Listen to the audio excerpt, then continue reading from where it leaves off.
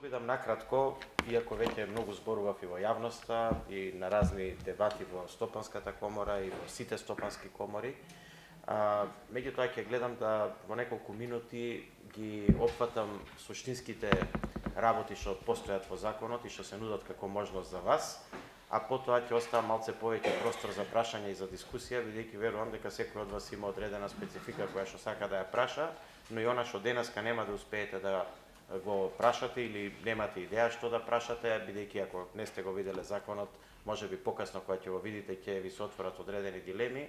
Мојот кабинет и јас лично ви стојам на располагање за да одговориме на сите прашања, се со цел да овој закон биде колку што може поинклузивен, односно колку што може повеќе да го искористите. Зошто закон? Прво оттаму да трнам, закон за да имате гаранција дека тоа што ќе го правите и што ќе почнете како инвестиција, без разлика кој ќе седи на ова место и во оваа власт, за вас ќе важи, односно ќе можете да го искористите секоја отпочната инвестиција, дека ќе можете да ја задржите, односно да ја завршите, заради тоа што една од основните работи можеме ние да даеме многу мерки за финансиска поддршка, ама ако нема една елементарна мерка, а таа се вика владење на правото, тогаш инвеститорите немаат гаранција. Законот е за да имате гаранција. Иначе тоа можеше да биде и програма, можеше да биде и на разни други начини. Во законот за среќа минатата недела помина нели на парламент, тој сега веќе ќе стане операционален и ќе може да се користи.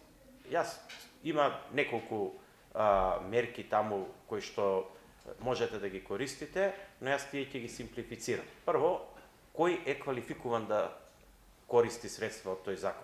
Значи, квалификувана или генералната идеја е да им помогнеме на тие компании кои што се добри, да тие компании кои што имаат потенцијал, да растат уште побрзо, со идеја дека сите останати компании ќе соработуваат со нив и тие ќе бидат генератор на економијата во државата. Значи, квалификувани компании за да користат средства од тој закон, се компаниите кои што треба да исполнат два предуслова основни. Едниот предуслов е да годината за која што се разгледува, а сега во 18-та година вие аплицирате со завршна сметка од 17-та година, бидејќи таа ви е завршена и нели крајот на февруар 2018 година имате завршна сметка од 2017 година. Значи 2017 година да има зголемен приход во споредба со просекот од претходните 3 години, значи 14, 15 и 16. Тоа е едниот услов и вториот услов е нема потреба да се зголемува бројот на вработени, нели добро е да се зголеми, него само да не се намалува бројот на вработени во 17 година, пак повторно во споредба со претходните 3 години. При тоа ние не можеме да мериме секој ден колку вие вработени имате, тоа е флуктуирачки процес, динамичен процес, меѓутоа вие во завршната сметка, една од графите во таа завршна сметка е и просечен број на вработени. Тој број го гледаме, така? Значи тој број во споредба со претходните 3 години. Ова е направено за да биде многу едноставно за контрола. Значи тој што ќе контролира, гледа две бројки од завршна сметка и ништо повеќе. Вие треба аплицирате со завршната сметка која што и онака ја имате. Така да значи гледаме да процесот на аплицирање биде максимално упростен. Сега, ова не важи, значи втората мерка не важи за текстилната и кожарската индустрија, значи таму со амандман го решивме тоа, го релативизиравме, бидејќи ако тие зголемуваат, значи ниво на технологија која што се имплементирала, тие автоматски ќе намалат број на вработени и не можат едното и другото да го задоволат и затоа кожарската и текстилната индустрија ги ослободивме од вториот критериум. Кои компании се соодветни да аплицираат? Нема апсолутно друг критериум, значи ова важи и за микро, и за мали, и за средни, и за големи, и за секакви предпријатија. Единствено малите и средните предпријатија имаат дополнителна помош, тоа е во така наречениот трет столб што го викаме ние, што се имплементира преку Фондот за иновативност и кој што оглас е веќе објавен и ќе трае до јули месец и јас сум среќен што веќе се подигнати 170 апликации само за 2 недели. Значи 2 недели веќе имаме 170 апликации подигнати, за да значи интересот е огромен, што значи дека добро сме ја таргетирале потребата. Ќе се вратам во законот. Сега овие што задоволуваат ова што го кажав, што може да користи? Се што сте направиле како инвестиција во 2017 година, можете да повратите 10% од тие средства. Доколку сте компанија, сега ќе кажам, што освојува нови пазари, а се мисли извозно ориентирана, можете тие 10% да станат 20%. Сите вработени што сте ги запослиле таа година, значи бројот на вработени што сте го зголемиле, кои што зимаат над 18.000 денара плата, односно сте им дале над 18.000 денара плата, 20% од нето платата, значи ќе се праќа во следните 5 години. Компаниите кои што сакаат да прават развојни центри, значи вие имате фабрика, меѓутоа сега сакате да направите и развоен центар во таа фабрика, од сите трошоци што ги имате за правење на тој развоен центар, вклучително нели опрема, градење и така натаму вработени, 30% од тие трошоци се враќаат назад и уште низа други по-мали, молам? Ако се иновативни, 70%? Тоа е во фондот за иновативност. Значи тоа е во фондот за иновативност, сега за законот зборам овие се мерките. Сега, за мали и средни предпријатија, таму има две клучни мерки. Ако сте брзо растечка компанија, тогаш од сите инвестиции ви се враќаат 30% назад, а доколку правите нов производ, ние тоа го викаме иновативност, значи ние не очекуваме дека некоја компанија во Македонија ќе направи некоја светска иновација, дај Боже да направи, но кога ќе речеме иновативност не значи тоа дека треба биде нешто непознато у светот, не, напротив, треба да биде за вас тоа нов производ, треба да биде нешто што вие не сте го произведувале, а сега ќе го произведувате, или ако сте го произведувале, сте го унапредиле, трошоците за развој за тој нов производ, 70% ќе ги врати државата. Што е генералната идеја? Генералната идеја е дека вие треба да се борите на светскиот пазар, бидејќи секоја индустрија која што работи во Република Македонија не може да опстане, освен ако не е, да речеме, во делот на прехраната или широката потрошувачка, ако не е извозно ориентирана. Таа мора да биде извозно ориентирана. За да биде извозно ориентирана, треба да се бори со светот. За да се бори со светот, мора да биде конкурентна. За да биде конкурентна, мора да инвестира во технологија и во знаење. Управо овој закон, значи, сака да ви помогне да инвестирате во технологија и да инвестирате во знаење. Вие може да ги задоволувате првите два услови, ама ако не сте инвестирале и ако не сте вработувале, нема што да повратите. Така, значи ве тера да вие цело време инвестирате и на тој начин да ги, како да кажеме, вложувате вашите средства и да ги подигнувате капацитетите за да бидете конкурентни, да можете да се борите на пазарот со другите светски компании. Значи, програмата е исклучително поддржувачка. Ако сакате вака, јас од стопанственички аспект да ви кажам, кога јас би размислувал, би рекол овака: ако имам идеја што да направам, ќе земам кредит. Што ми помагаат овие 10% што ми се враќаат? Ми помагаат практично да тој кредит биде бескаматен. Така, ако некој ви врати 10% од инвестицијата, практично исто како да не сте платиле камата. Па така доаѓаме до идејата како државата да помогне, бидејќи државата не е банка да дава кредити, ама ако врати 10% од инвестицијата, практично ви ја платила каматата на вашите кредити што сте ги земале. И тука доаѓаме индиректно, како да кажеме, до мерката на бескаматни кредити. Во делот на зголемување на извозот, не можеме да го кажеме дека тоа е за зголемување на извозот, бидејќи ќе се коси со Светска трговска организација и затоа го ставивме дека е за освојување на нови пазари. Ама кога зборувате вие за македонска индустрија, за фирма што работи во Република Македонија, кои се нови пазари? Па извозот. Македонија не може да биде нов пазар, пошто е мал пазар. Така да, значи, основното име, да речеме, на тој закон е закон за зголемување на конкурентноста, ако треба да го кажам, значи, со еден збор. И сега како вие ќе аплицирате? Многу едноставно. Значи, сега тоа нели е важно. Вие треба прво да ја дајете завршната сметка од 17-та година и завршните сметки од 16-та, 15-та и 14-та година. Чак што више и да не ги дадете, само да даете програма за кои мерки аплицирате, ние ќе ги извадиме од централен регистар, бидејќи државата ги има. Јас сакам веќе следната година ова сето да го автоматизирам. Значи, целиот овој процес може да се автоматизира и оваа година го автоматизиравме, малце ќе ви објаснам покасно како. Не го промовиравме уште, али деновиве тоа ќе го направиме. После тоа, вие сега треба да кажете од сите мерки за која мерка аплицирате и викате: имав инвестиции. Инвестицијата хала, толку, машини, толку и така натаму, ама тие ние ќе ги видиме и во завршната сметка, тие ќе бидат прикажани. Така, значи, само треба да направите на еден лист опис.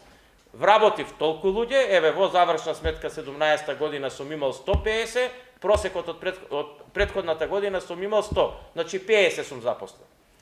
Тука сакаме со ова, значи мерка за враќање 20% од нето платата да елиминираме една неправда која што беше, да речеме, направена на македонското стопанство, а тоа е да странските инвеститори кои што беа поддржани и се добродојдени и понатаму се поддржани со овој закон, значи меѓутоа се случуваше една неправедна работа на пазарот на трудот, тие беа субвенционирани, македонските фирми не беа, им ги превземаа вработените. За да не се случува тоа, значи затоа викаме 20% за сите, ама под кој услов? Тие луѓе кои што ќе ги превземете, на пример ако запослите нови 100 луѓе кај вас во компанијата, 70% или 70 од тие луѓе треба да бидат или директно од образовен процес, или 3 месеца без работа да се, или административни работници што ќе преминат у приватен сектор, или некој кој што е во стечај или ликвидација компанија, тие можете веднаш да ги запослите. Зошто? Затоа што ако дозволиме за тие што ќе прават нови вработувања да може да земаат 20% субвенција, ќе ги превземат вработените од веќе постојните компании кои што не користат субвенција. За да тоа не се случи, точно оваа мерка ја ограничивме со тоа.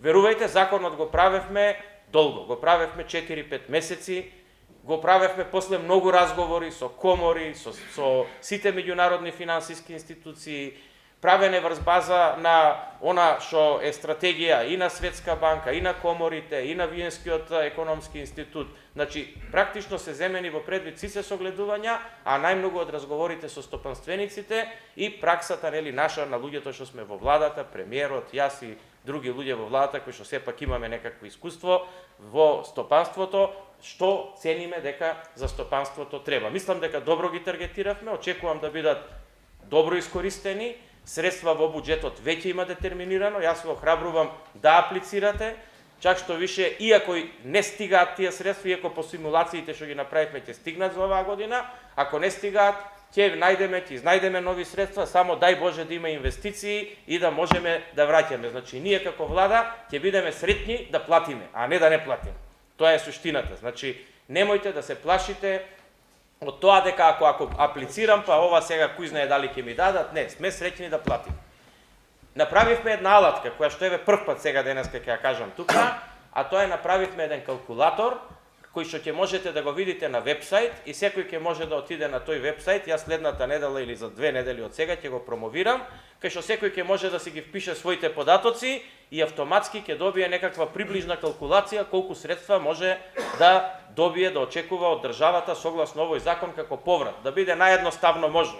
Значи секој да си направи симулација за својата состојба, да не чека службите да му одлучуваат и така да секој ќе знае отприлика приближно каде се наоѓа во таа симулација. Едноставно, чак што више со тој калкулатор ќе можете да си направите математика и пред да почнете да ја отпочнете инвестицијата, ќе речете сакам да направам хала 10 милиона евра, машини 5 милиона евра, во тој временски период ќе запослам толку луѓе, тој калкулатор ќе ви покаже колку пари ќе добиете за таа работа од државата. Значи тоа е наменето повеќе за тие кои што имаат намера да инвестираат, да може да си направат самите симулација колку средства би добили.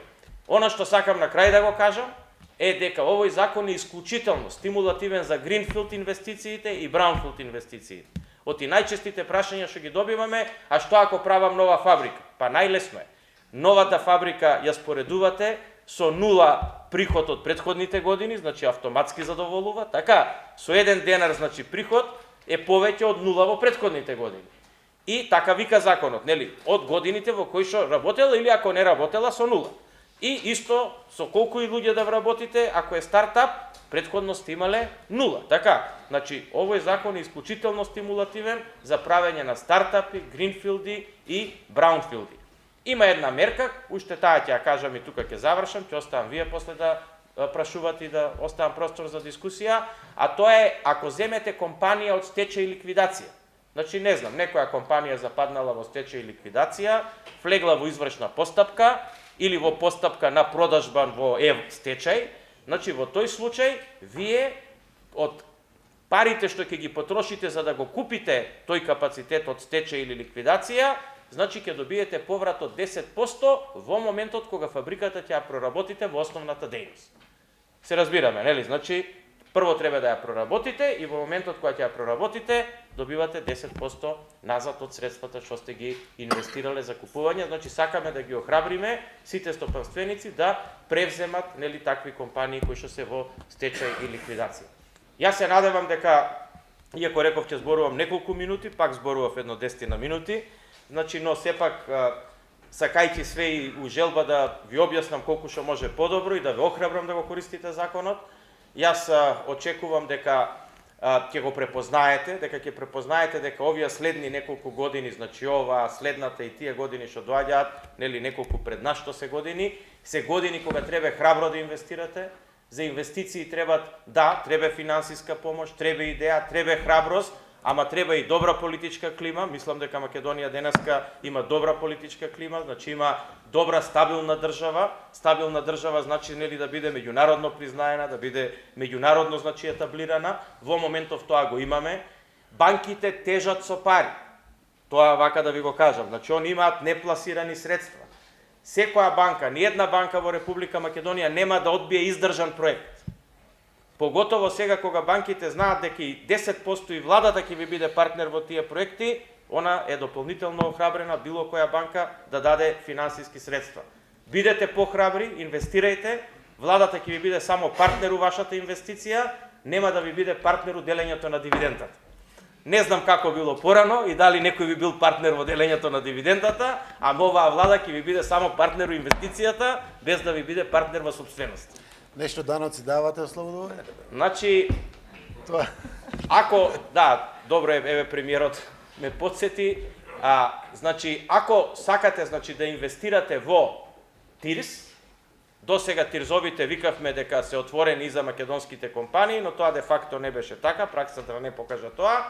Кој да сака да инвестира значи во технолошко-индустријска развојна зона, а е македонска компанија, ги има подеднаквите услови кои што ги има и било која странска компанија.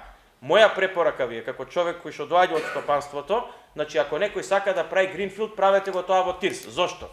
Затоа што во ТИРС ќе имате 3 ослободувања.